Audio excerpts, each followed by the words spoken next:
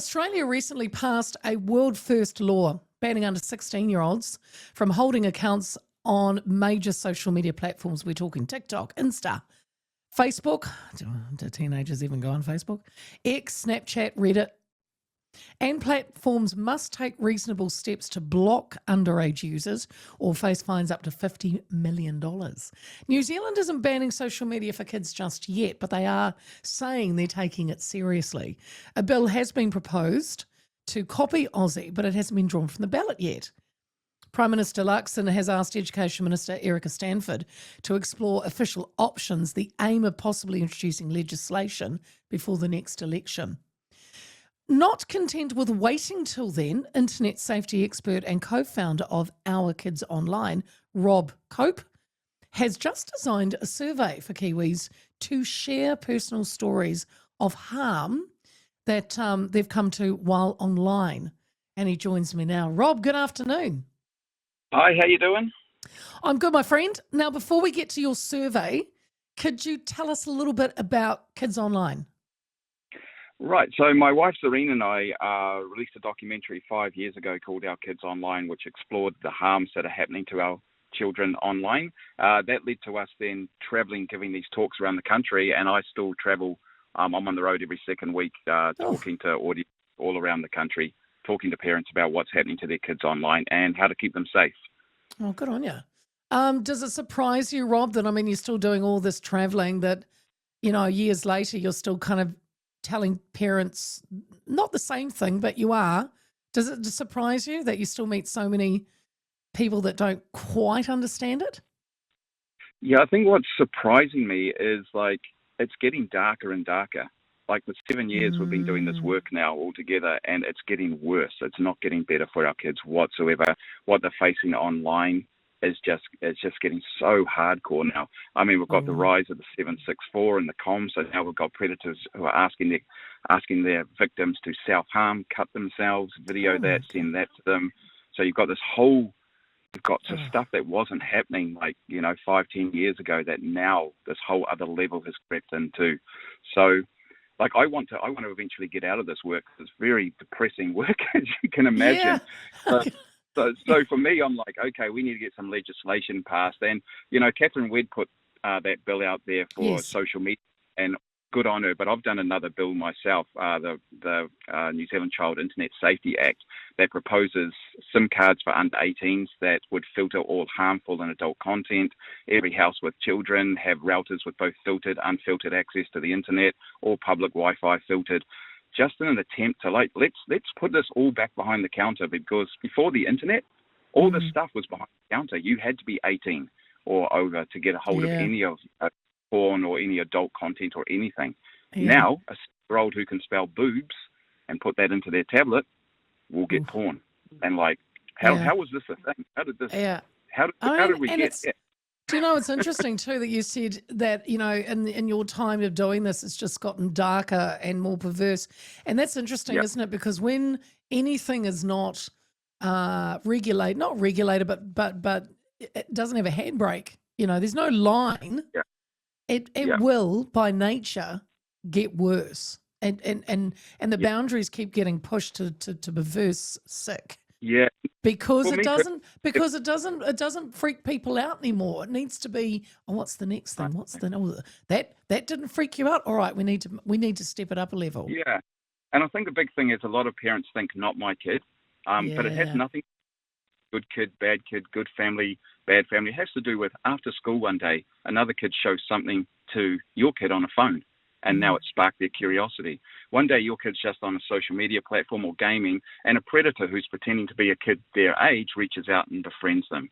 It has to do with your kids on YouTube, just scrolling, and one day some content comes through into their feed that they haven't seen before, and they click on it. And now they're stuck in an algorithm that's slowly leading them down the line of radicalization that never would have happened if we had put these things in place. So this whole thing of not my kid, I think that's the scariest thing, the level of just naivety that will keep our heads buried in the sand. And we don't understand the reality of the world our kids are facing online, because it's not the same world that we are facing online, because we're adults. We're not for the same stuff. We're not been radicalized the same way. Well, that's not true. A lot of old people on their tablets are now being radicalized, but that's another thing. Yeah. Oh gosh, let's stick with the kids, Rob. Okay, so can we look at is this right? Is it the Digital Harms Survey?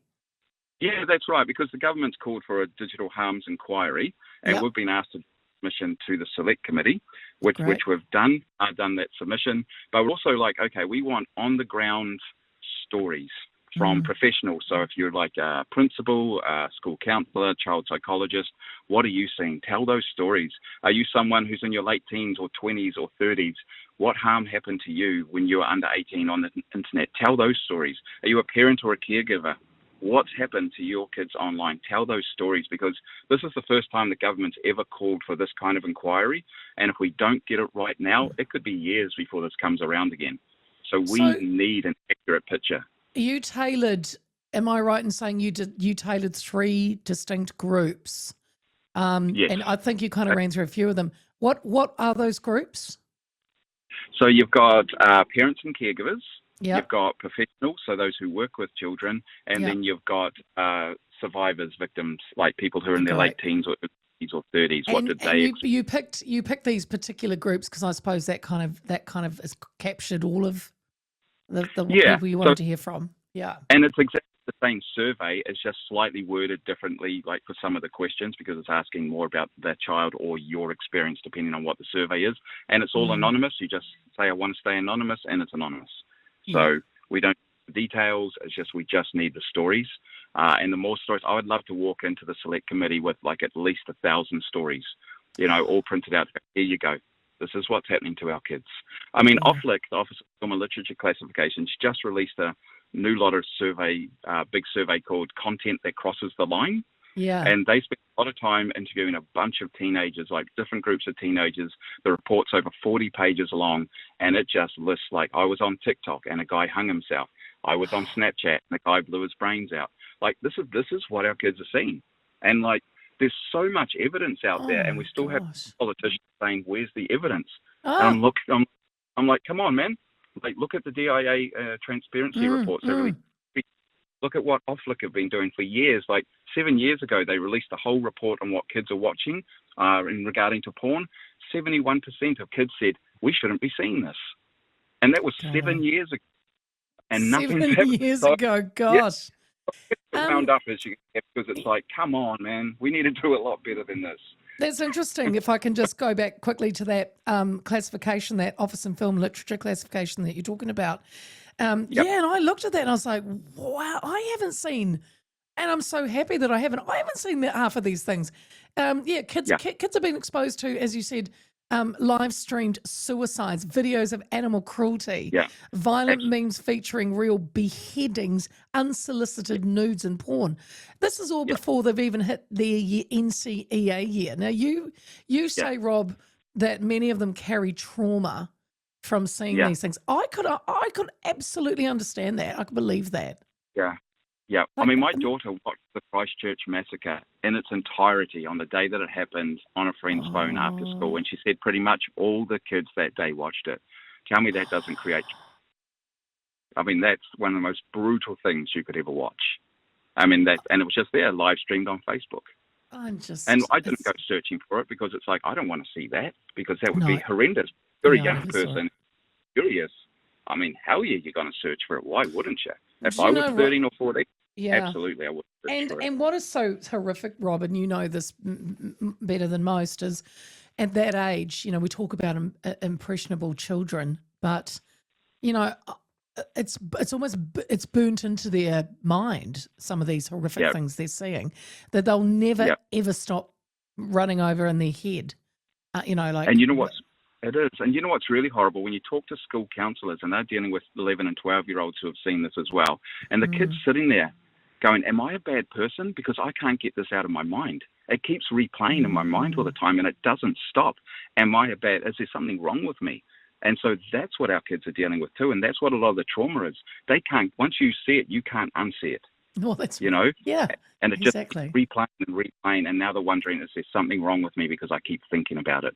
And you go, no, your brain is a normal brain that's seen something it shouldn't have seen, and it's trying to process it.